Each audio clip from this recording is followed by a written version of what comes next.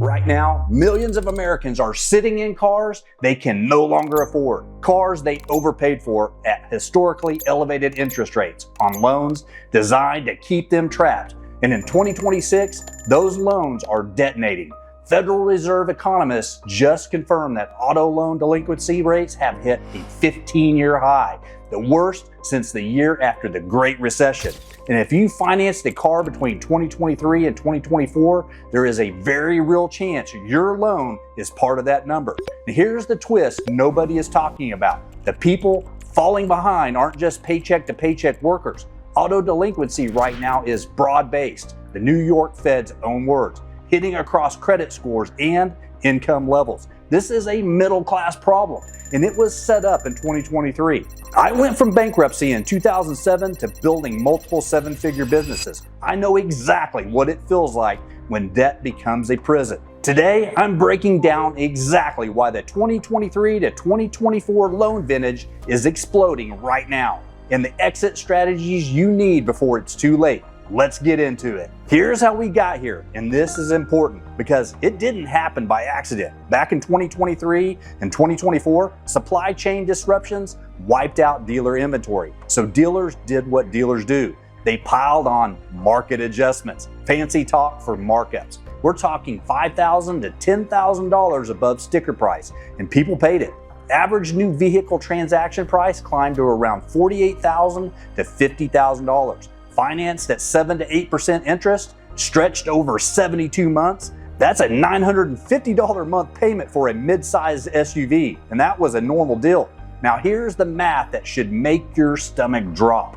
You finance $50,000 at 7.5% interest over 72 months. Your payment is around $950. After 24 months of payments, that's roughly $23,000 paid. Your remaining loan balance is still over $38,000. But that same vehicle, it's now worth around $30,000 on the open market because dealer lots are flooded with 2025 and 2026 inventory.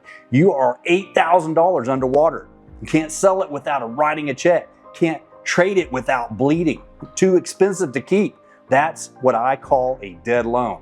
And right now, according to Cox Automotive and Edmunds data, roughly 25 to 30% of all vehicle trade-ins in America involve negative equity, with the average gap around $7,000 to $8,000. That's not a one-off situation. That's a quarter of the country's car owners trapped.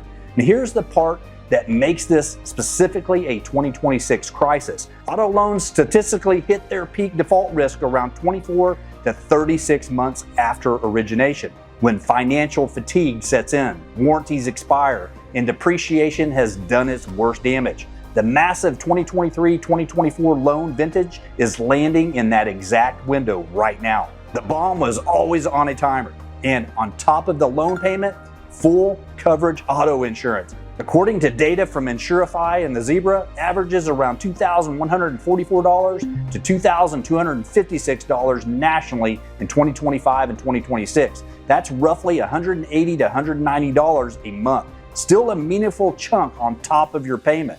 In high-cost states like DC, New Jersey, and Michigan, drivers are paying north of $3,000 a year. So a $950 loan payment might be a $1,200 plus monthly obligation once you add insurance and maintenance. And for most households, that's a brutal number for a depreciating asset. Drop a comment right now. Are you underwater on your car? And tell me what year you bought it. Let's see how many of us are in this together.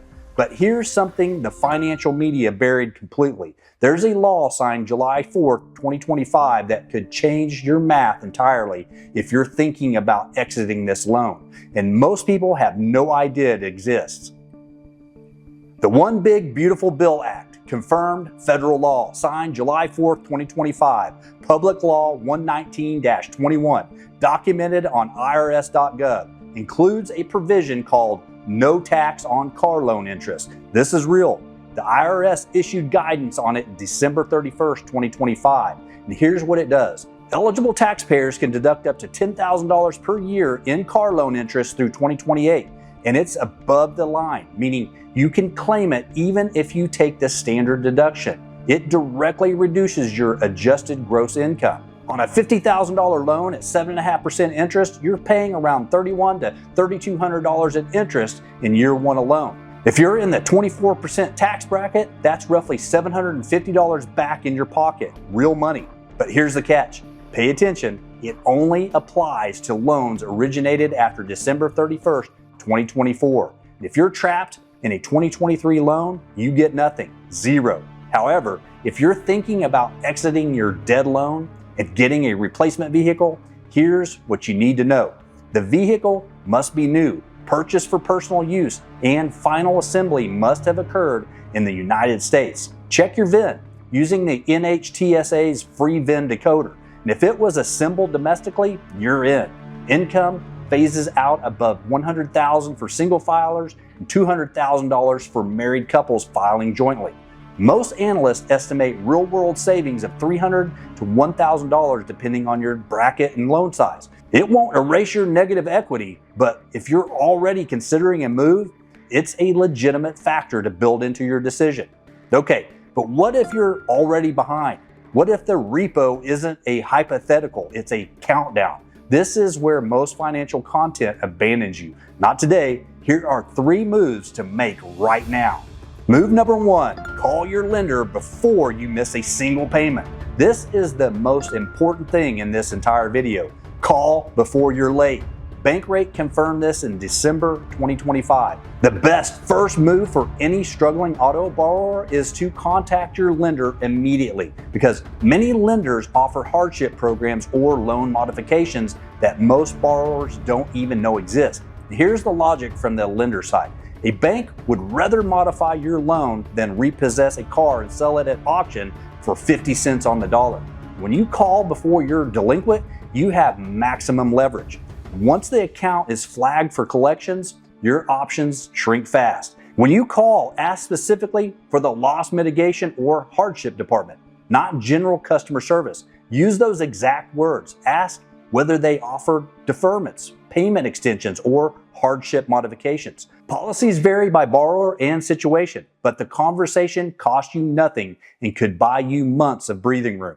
Major lenders like Ally, Chase, and Wells Fargo all have dedicated hardship programs. Ally has been particularly active with deferment and modification options given the volume of distressed loans in their portfolio. Chase is worth noting. They typically do not refinance their own auto loans internally. So if you're with Chase and want to refinance, you'll need to go through a credit union or outside lender. Bottom line, the earlier you call, the more options you have.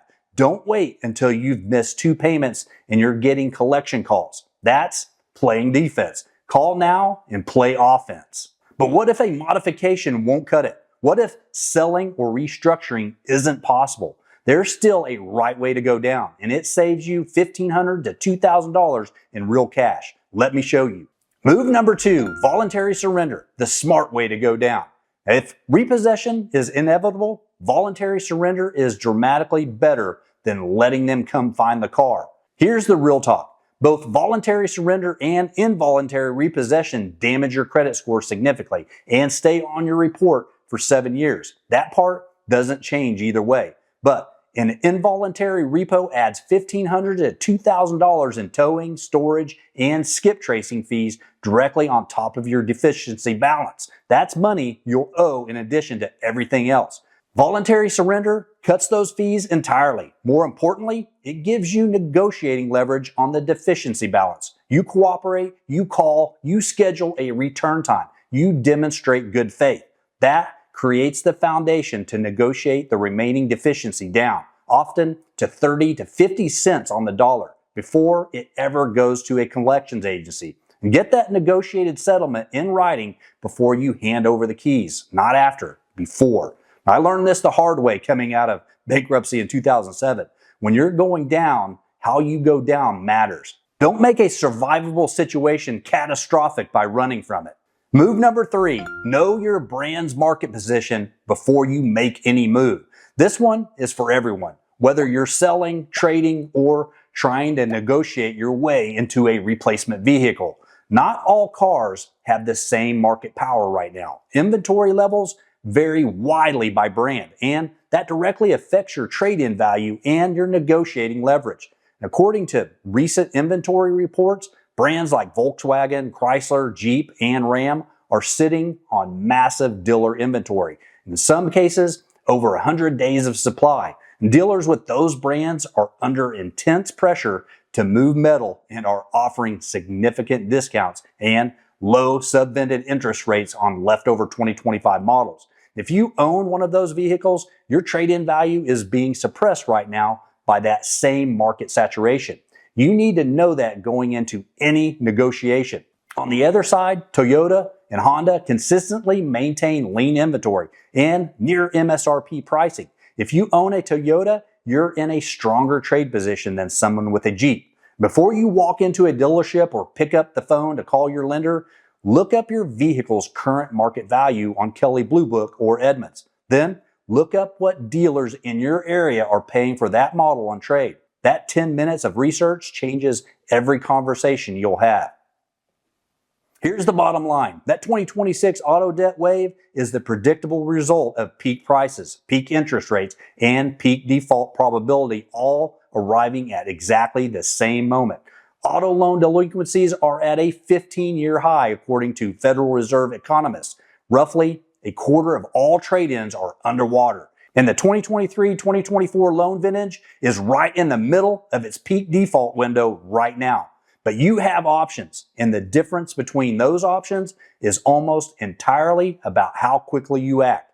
Your action list. Check your vehicle's current market value today on KBB or Edmunds. If you're struggling, call your lender's hardship department this week before a single missed payment. If you're considering a replacement vehicle, verify whether it qualifies for the OBBBA car loan interest deduction using the NHTSA VIN decoder. And if surrender becomes unavoidable, do it on your terms. Negotiate the deficiency in writing and save yourself the repo fees. The wealthy don't get trapped in $50,000 depreciating liabilities at 7% interest. And once you understand why, once you actually see the game being played, you'll never look at a car payment the same way again.